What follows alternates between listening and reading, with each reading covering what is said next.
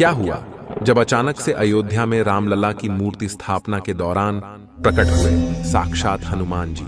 यह नजारा देख वहां खड़े सभी लोग धन्य धन्य हो गए, सभी के रोंगटे खड़े हो गए। आज की वीडियो में एक बहुत बड़े चमत्कार की जानकारी आपको देने वाले हैं, जो हाल ही में अयोध्या राम मंदिर में हुआ है।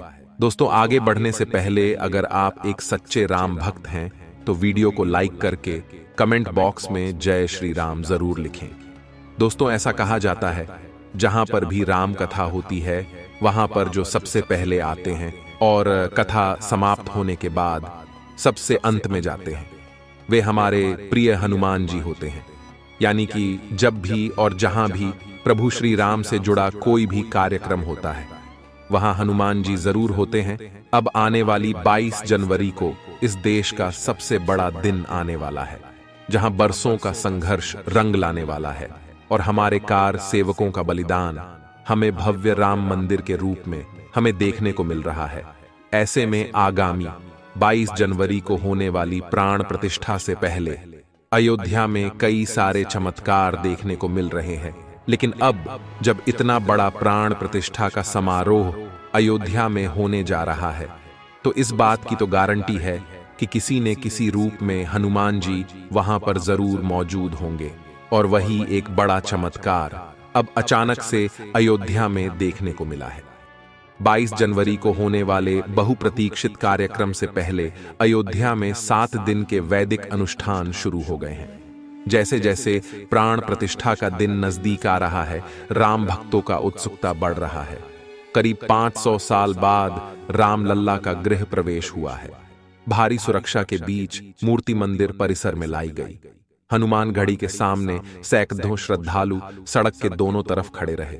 भारी पुलिस बल और दर्जनों गाड़ियां मूर्ति वाले ट्रक के साथ चलती रहीं। मौके पर मौजूद श्रद्धालु इस मौके पर भावुक हो गए। जैसे ही मूर्ति को राम मंदिर में लाया गया, सभी लोग एक स्वर में घर पहुंच गए। प्रभु राम अपने आंगन में पहुंच गए, राम का जय घोष करने लगे। रामलला की मूर्ति को गर्भगृह में स्थापित किए जाने की प्रक्रिया चालू है। इसी बीच अरुण योगीराज ने जो 51 इंच की मूर्ति घड़ी है उसे मंदिर परिसर के अंदर लाया गया, जिसका वजन 150 से 200 किलो है।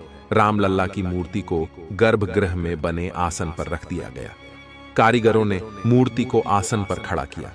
इस प्रोसेस में 4 घंटे लगे, लेकिन इस पूरी प्रक्रिया के दौरान एक सबसे बड़ा चमत्कार यह दिखा कि जब कार्यशाला से राम मंदिर में ट्रक के माध्यम से रामलला की मूर्ति लाई जा रही थी, तब पूरे मार्ग में ट्रक के साथ साथ एक बंदर चलता हुआ दिखाई दिया। जिस जिस दिशा में ट्रक जाता वह बंदर भी उस दिशा में साथ चलता रहता। सभी भक्त यह नजर अपनी आंखों से देख रहे थे और उस बंदर को साक्षात हनुमान जी का अवतार मान रहे थे। जय श्री राम, जय हनुमान के जय कर लग रहे थे। और जब क्रेन की सहायता से राम मंदिर परिसर में रामलाल की मूर्ति को उतारा गया है तो गौरतलब बात यह है कि वह बंदर उस समय भी वहां पर मौजूद था। और जब सभी मजदूरों की सहायता से मूर्ति को गर्भगृह के अंदर खड़ा किया जा रहा था तो वह बंदर रामलला की उस मूर्ति को ऐसे निहार रहा था मानो साक्षात श्री हनुमान वहां उपस्थित हो। ऐसा कहा जा रहा है मंदिर में पहली बार रामलाल की मूर्ति स्थापित करने के पश्चात वह बंदर अचानक ही कहीं अंतर ध्यान हो गया। इसी चमत्कार पर सभी राम भक्त कमेंट बॉक्स में जय श्री राम, जय हनुमान जरूर लिखें। अब दोस्तों, आप सभी के मन में एक सवाल जरूर आ रहा होगा, आखिर राम मंदिर के गर्भगृह में इस नई मूर्ति को स्थापित किया जाएगा तो आखिर रामलाल की उस मूर्ति का क्या होगा जो 1939 में मस्जिद के गुंबद के नीचे से प्रकट हुई थी। आचार्य सत्येंद्र दास रामलला विराजमान को सबसे ज्यादा अहम बताते हुए कहते हैं, नए वाले भगवान राम का तो भव्य मंदिर बन ही गया है, लेकिन ज्यादा महत्व इन्हीं 1949 वाले रामलला का है। कोर्ट ने इन्हीं रामलला विराजमान के आधार पर फैसला दिया कि यही राम जन्मभूमि है। इसी के बाद मंदिर बनना शुरू हुआ। आचार्य सत्येंद्र दास बताते हैं, आप जानते हैं कि जितना विवाद हुआ है और जो कोर्ट में मुकदमा लढ़ा गया वो पहले से मौजूद रामलला विराजमान के नाम से लढ़ा गया। इन्हीं के नाम पर सुप्रीम कोर्ट ने हुक्मनामा दिया है। अब मंदिर बन गया है तो इसीलिए जैसे रामलला विराजमान की पूजा अर्चना पहले से होती रही उसी प्रकार से होती रहेगी। उनके मुताबिक जहां नए रामलला रखे जाएंगे वहीं पर पुराने रामलला भी रखे जाएंगे। रामलला की पूजा के बारे में आचार्य सत्येंद्र दास कहते हैं, सभी संप्रदाय अपनी पद्धति के हिसाब से रामलला विराजमान की पूजा अर्चना करते हैं। 16 मंत्रों से एक एक वस्तु को भगवान को समर्पित किया जाता है। राम के साथ भरत, लक्ष्मण और शत्रुघ्न सभी भाइयों की पूजा होती आई है। अब जो भव्य मंदिर बना है उसी में इनकी स्थापना होगी। अयोध्या में रामलला का स्नान पूजन उज्जैन के शंख से होगा।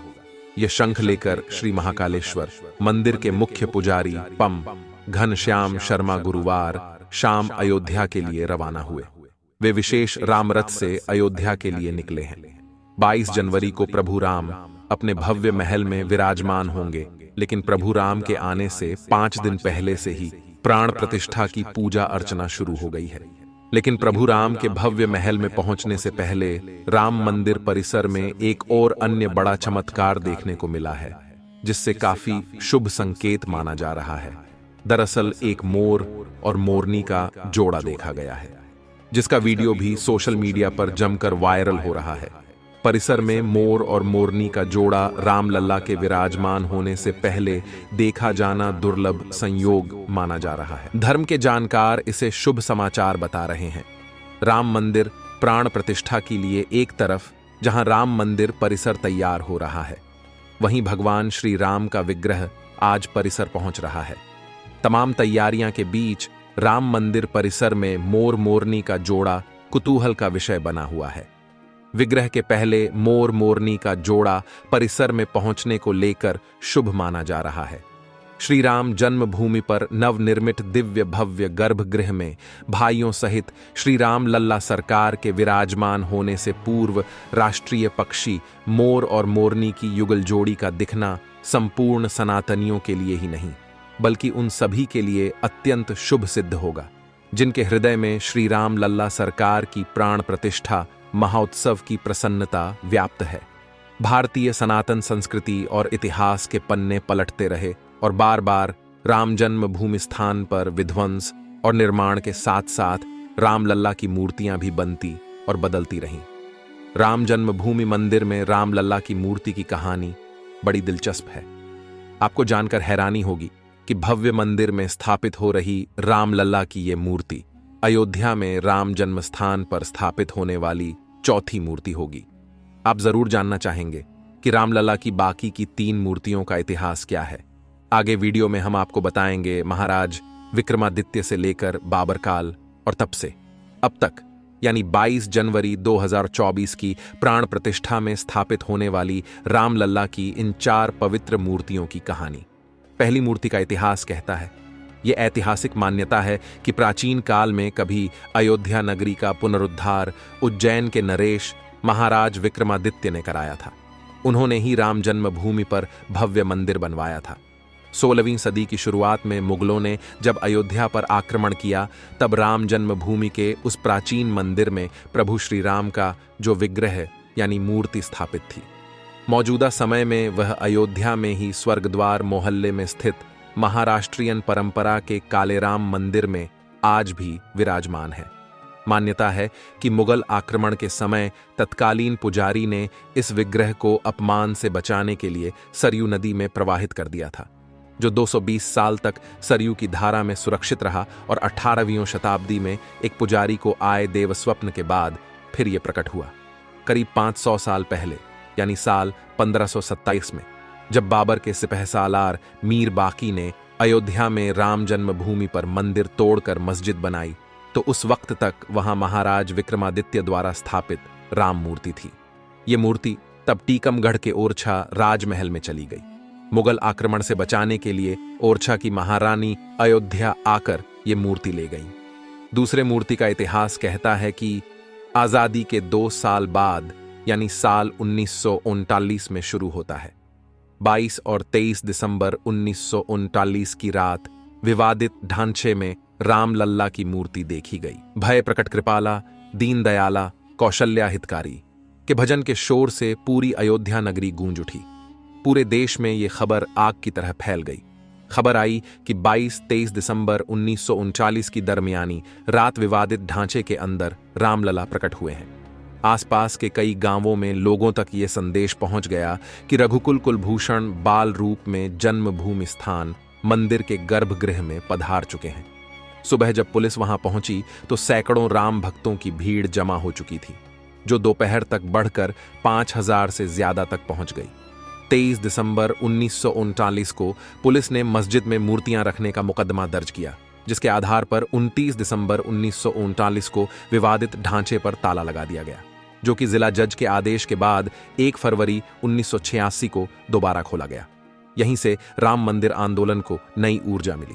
तीसरी मूर्ति का इतिहास कहता है, वरिष्ठ पत्रकार हेमंत शर्मा, जो बाबरी विध्वंस के दिन खुद उस जगह मौजूद थे, अपनी किताब युद्ध में अयोध्या में लिखते हैं, 6 दिसंबर 1992 को कार सेवा के लिए अयोध्या में जुटी भीड़ अचानक बाबरी ढांचे को तोड़ने में जुट गई।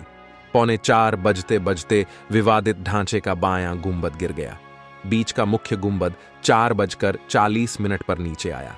ढांचा गिरते ही कार सेवकों की पूरी ताकत मलबे को समतल बनाने में लग गई, ताकि वहां फिर से रामलला को जल्दी से जल्दी स्थापित किया जा सके। कार सेवकों ने ढांचे का मलबा पीछे खाई में गिराया और जमीन को समतल करने के काम में लग गए। आनन फानन में राजा अयोध्या ने अपने घर से रामलला की मूर्तियां भिजवाईं, जो उनकी दादी ने इसी काम के लिए अपने घर में एक अस्थाई मंदिर बनवाकर उसमें रखी थी। और रामलला की चौथी मूर्ति की कहानी तो हम सभी जानते हैं। अयोध्या में भगवान राम का भव्य मंदिर बनकर तैयार है। उसमें स्थापित हो रही रामलला की मूर्ति इतिहास में चौथी मूर्ति होगी। यह बाल रूप में होगी।